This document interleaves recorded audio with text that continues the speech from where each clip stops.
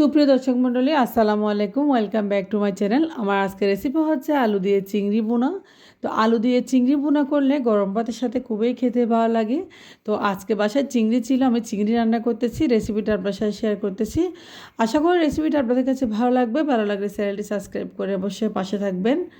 আর চিংড়ি আর আলু ভুনা দিয়ে গরম ভাত এত যে টেস্টি হয় তা বলার বাইরে। অবশ্যই আপনার রেসিপিটি ফলো করে একবার রান্না করে নেবেন। চলে যাচ্ছি মূল রেসিপিতে। এখানে আমি চিংড়ি মাছ নিয়েছি 250 গ্রাম মতো।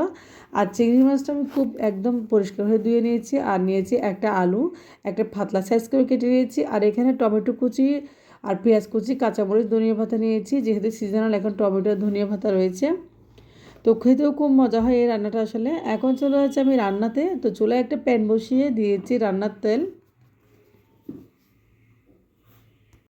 তো রান্নার তেল যখন গরম হয়ে আসছে, আমি দিয়েছি এখানে 2টা বড় বড় সাইজের পেঁয়াজ কুচি। তো পেঁয়াজ কুচিগুলো আমি তেলের সাথে ভালোভাবে একটু ব্রাউন কালার করে ভেজে নেব। তো পেঁয়াজ কুচিগুলো দেখতে পাচ্ছেন একটু ভাজা হয়ে গেছে, একটু ভাজা ভাজা হয়ে গেছে। এরপর দিয়েছি আমি পাতলা সাইজের কাটা আলুগুলো। পেঁয়াজের সাথে আমি আলুগুলো একটু তেলের সাথে ফ্রাই করে নেব, হালকা একটু অল্প আছে। তো এতে আলুটা খুব তাড়াতাড়ি সিদ্ধ হয়ে যায় আর রান্নাটা খুব তাড়াতাড়ি হয়ে যায়। তো আলুটা পেঁয়াজের সাথে ভালোভাবে ভেজে নিচ্ছি, উলট পালট করে এভাবে। তো ভাজা হয়ে গেছে। এরপর দিয়ে দিচ্ছি আমি হলুদের গুঁড়া 1 টেবিল চামচ, চায়ের চামচে। আর দিয়েছি এখানে আমি মরিচের গুঁড়া। প্রথমে দিয়েছি আমি এখানে মশলার গুঁড়া 1 টেবিল চামচ, আর দিয়েছি মরিচের গুঁড়া। তো আমি এখানে মরিচটা কমে ব্যবহার করব, যেহেতু চিংড়ি মাছ বোনা আর মরিচ একটু কম দিলে ভালো। আমি কাঁচা মরিচটা ব্যবহার করব। আর দিয়েছি লবণ এখানে পরিমাণ মতো। সব কিছু দিয়ে ভালোভাবে আমি মশলা কষিয়ে নেব। তো এবার নেড়েচেড়ে মশলা কষিয়ে নিচ্ছি। তো দেখতে পাচ্ছি মশলা কষানো হয়ে গেছে অলরেডি। তো আলুটাও প্রায় কুক হয়ে গেছে মশলা কষাতে কষাতে। তো এভাবে আপনারা রান্না করে দেখবেন, খেতে অসাধারণ একদম। তো চিংড়ি মাছ এমনি আলু দিয়ে ভুনা করলে আসলে খুবই ভালো লাগে। আর দিয়েছি এখানে কয়েকটা কাঁচামরিচ, আর কাঁচামরিচ দিলে একটু লাল মরিচের গুঁড়া কম দিলে হবে।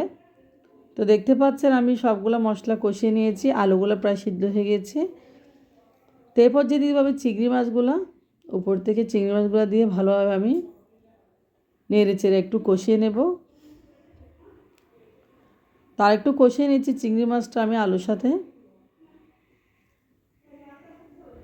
খুবই ভালো লাগে গরম ভাতের সাথে। আমার যাদের মুখে রুচি নেই তারা এবার রান্না করে চিংড়ি মাছ দিয়ে আলু খেতে পারেন।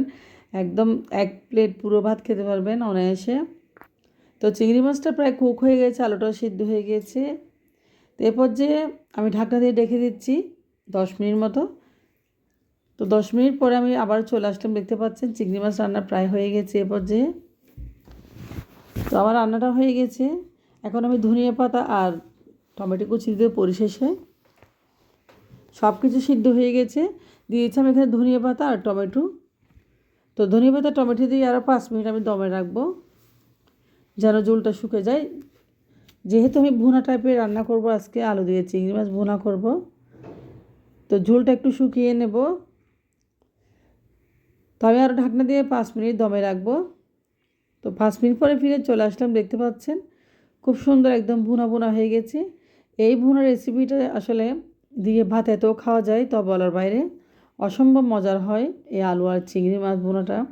আমার কাছে খুব বেশি ভালো লাগে, আর আমার মেয়ে তো খুব বেশি পছন্দ করে এই রান্নাটা, রেসিপিটা। আজকে আমার মেয়ের জন্য রান্না করা। তো আমি এখন সার্ভ করব, যেহেতু দুপুরে লাঞ্চ করব, আমার মেয়েকে খাবো, আমিও খাবো। তো ভাতের সাথে, গরম ভাতের সাথে খুবই মজা। দেখতে পাচ্ছেন চিংড়ি মাছ ভুনাটা খুবই জুসি হয়েছে এবং গ্রেভিটা কত সুন্দর হয়েছে, ঝুলের যে গ্রেভি। তো গরম গরম ভাতের সাথে এভাবে চিংড়ি মাছ ভুনা করে আপনারা চাইলে খেতে পারেন। খুবই মজাদার রেসিপি। তো আমি খেতে খেতে আপনার সাথে গল্প করতে করতে ভিডিওটা শেষ করে যাচ্ছি। দেখতে পাচ্ছেন আমি খাচ্ছি আর খুবই লোভনীয় লাগতেছে। তো আপনারা অবশ্যই রেসিপিটা ট্রাই করবেন, চিংড়ি মাছ দিয়ে আলু রান্না করে দেখবেন, খুবই মজা।